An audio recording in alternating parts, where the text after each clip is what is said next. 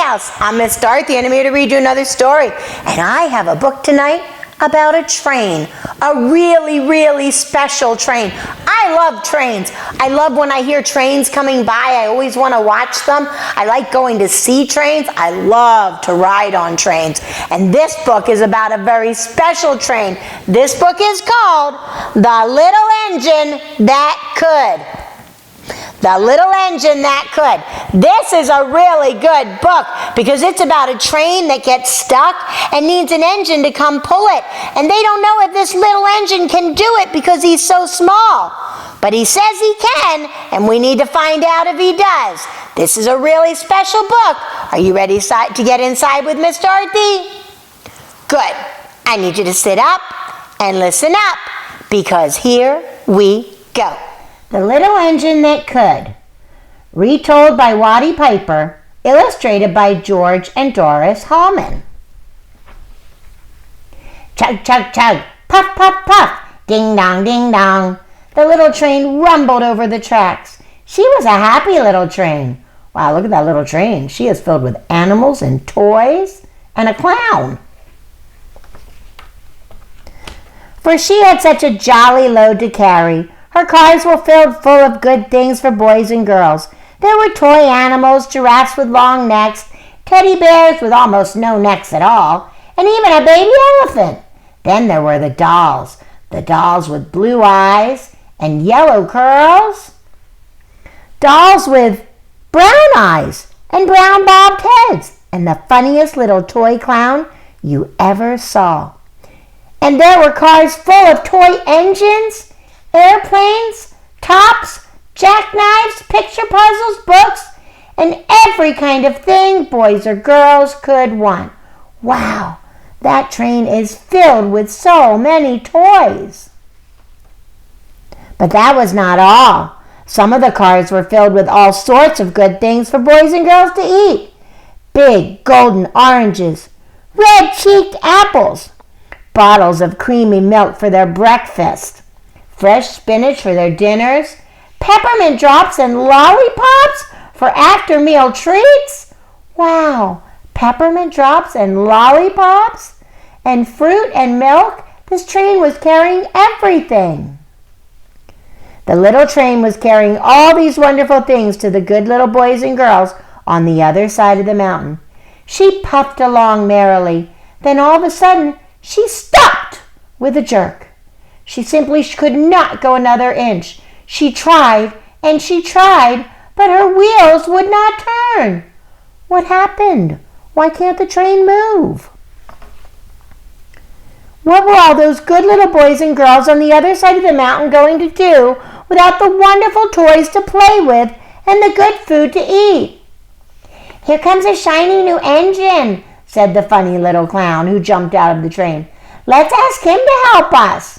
So all the dolls and toys cried out together.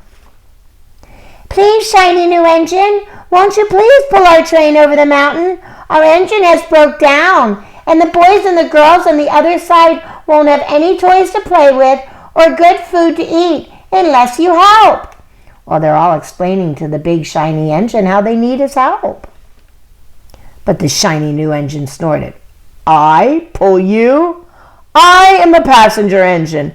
I have just carried a fine big train over the mountain with more cars than you ever dreamed of.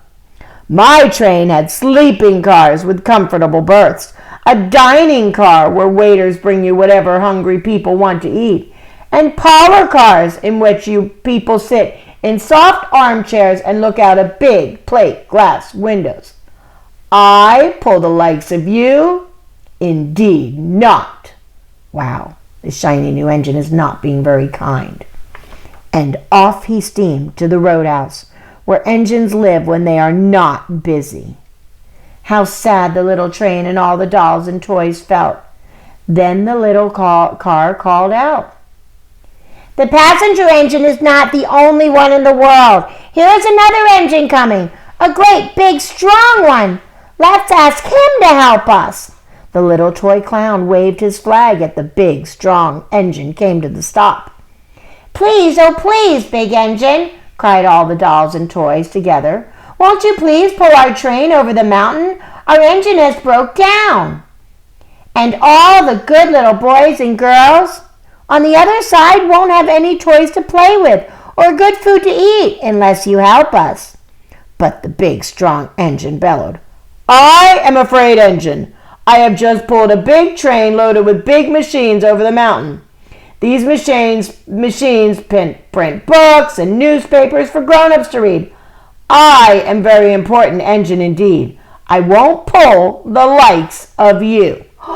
Another engine that's not being kind. And the freight engine puffed off indignantly to the roadhouse. The little train and the dolls and the toys were very sad. "Cheer up!" cried the little toy clown. "The freight engine is not the only one in the world. Here comes another. He looks very old and tired, but our train is so little. Perhaps he can help us." So the little toy clown waved his flag at the dingy, rusty old engine stopped.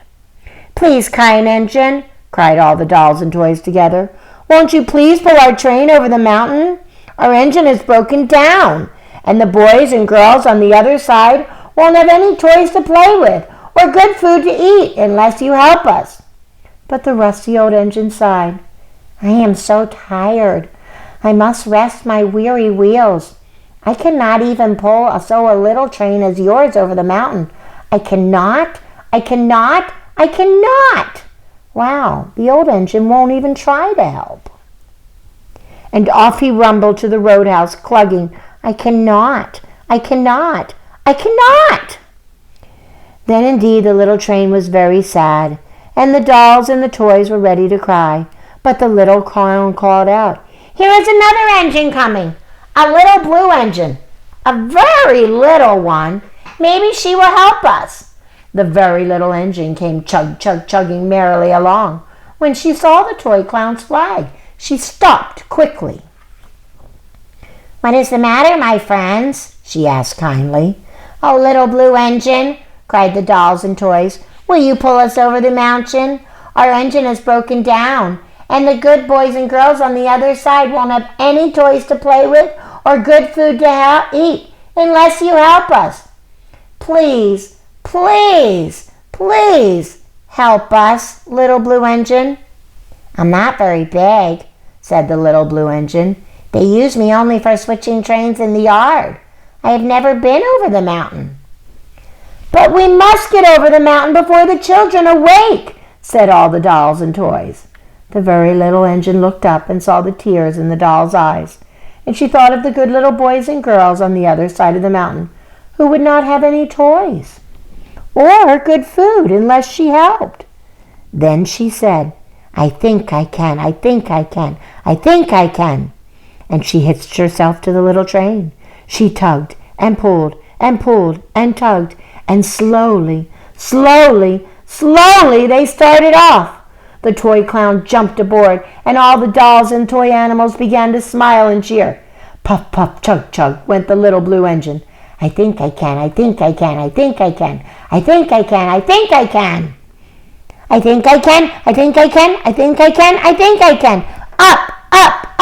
faster and faster. The little engine climbed until at last they reached the top of the mountain. Down in the valley lay the city. Hooray, hooray, cried the funny little clown and all the dolls and toys. The good little boys and girls in the city will be happy because you helped us, kind little blue engine. And the little blue engine smiled and seemed to say, as she puffed steadily down the mountain, I thought I could.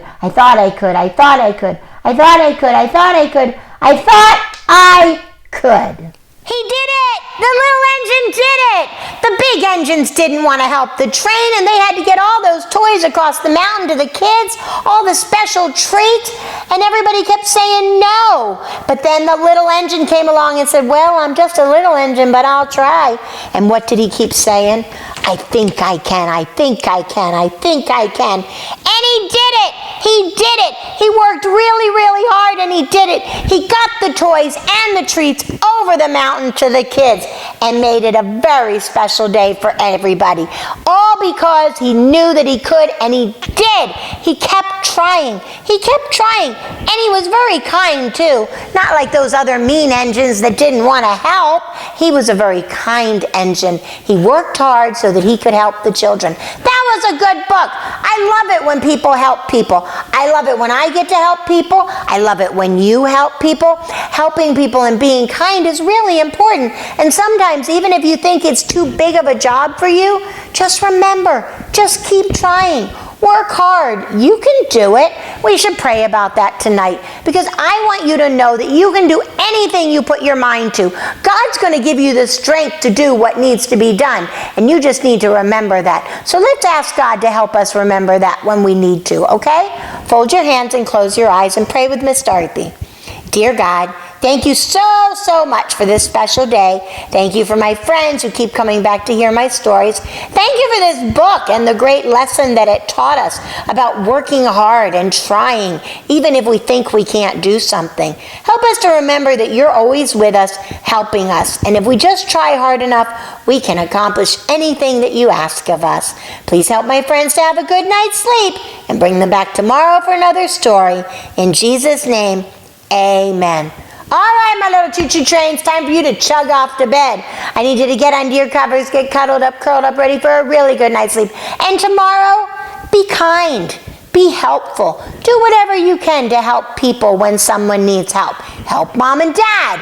That will make them happy. And you know what else would make them happy? If you obey, and obey right away. And then come back and see Miss Dorothy. I'm going to be sitting right here, ready to read another book to you. Bye!